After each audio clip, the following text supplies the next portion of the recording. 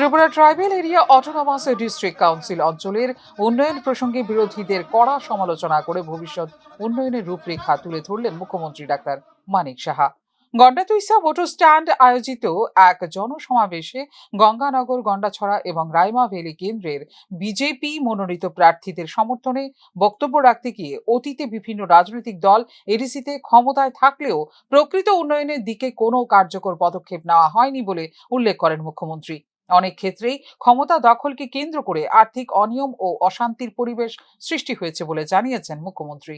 অবস্থায় এবার যদি 28টার মধ্যে আমরা যদি এবার সরকার আমরা গঠন করতে পারি, এডিসির মধ্যে কোনো দাঙ্গা আমরা হতে দেব না বন্ধুগণ। আমরা আগামী দিন সেইভাবে আমরা কাজ করছি। আজকে বিভিন্ন জায়গায় মাথার পায়ের নিচে কিন্তু মাটি সরে যাচ্ছে, কাজে ফ্রাস্ট্রেশনে ভুগছে মানুষ বুঝে গেছে এই পার্টির সাথে থাকা যাবে না, কারণ মানুষ বুঝেছে যে শান্তি ছাড়া উপায় নেই এবং শান্তি থাকলেই ডেভেলপমেন্ট হবে। আজকে বাইরের থেকে এত ইনভেস্টররা আছেন, আপনারা শুনে খুশি হবেন যে দিল্লিতে কিছুদিন আগে বিজনেস সামিট হয়েছিল। সেই বিজনেস সামিটে আমাদের এই যে মাননীয় প্রধানমন্ত্রীজি অষ্টলক্ষ্মী নাম দিয়েছেন, সবাই সেখানে গিয়েছিলেন, মাননীয় প্রধানমন্ত্রীজিও সেখানে ছিলেন। সেখানে 30,000 কোটি টাকার মৌ হয়েছে। শুধুমাত্র ত্রিপুরার 15,800 কোটি টাকার মৌ হয়েছে বন্ধুগণ, 15,800 কোটি টাকা।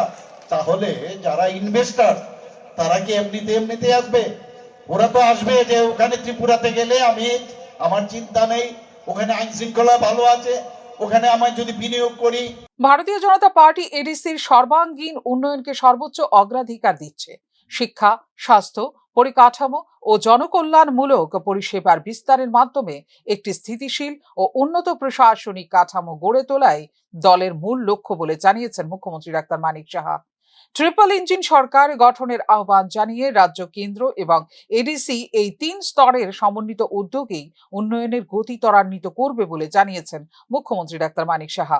যারা মোথা এবং অন্যান্য পার্টি করে, আমি ওনাদেরকে বলবো, যারা ইয়াং জেনারেশন, ভুল পথে আপনারা যাবেন না, কারণ আমাদের এই যে ডাবল ইঞ্জিনের সরকার, আমরা কোথায় যাচ্ছি 2047-এ। সেখানে ট্রেন, এই ডাবল ইঞ্জিনের যে ট্রেন, যার যে চালক মাননীয় প্রধানমন্ত্রী শ্রী নরেন্দ্র মোদীজি আর আমাদের সরকার, ত্রিপুরা সরকার, এত স্পিডে যাচ্ছে, এখনো ট্রেনের দরজা খোলা আছে, তাড়াতাড়ি চলে আসুন। আদারওয়াইজ টাটা বাই বাই, আমরা কিন্তু 2047-এ আমরা ডেস্টিনেশনে পৌঁছে যাব, দেশ সামনের দিকে এগিয়ে যাবে বন্ধুগণ। আপনারা এইসব পার্টির পেছনে ভুল বার্তা বিভ্রান্ত করে আপনাদেরকে চালাচ্ছে, এখনো সময় আছে, চলে আসুন। অনুষ্ঠান শেষে রাজনৈতিক অঙ্গনে তাৎপর্যপূর্ণ ঘটনা হিসেবে মুখ্যমন্ত্রীর হাত ধরে গন্ডাছড়ায় প্রায় 710 জন ভোটার যোগদান করেন ভারতীয় জনতা পার্টিতে।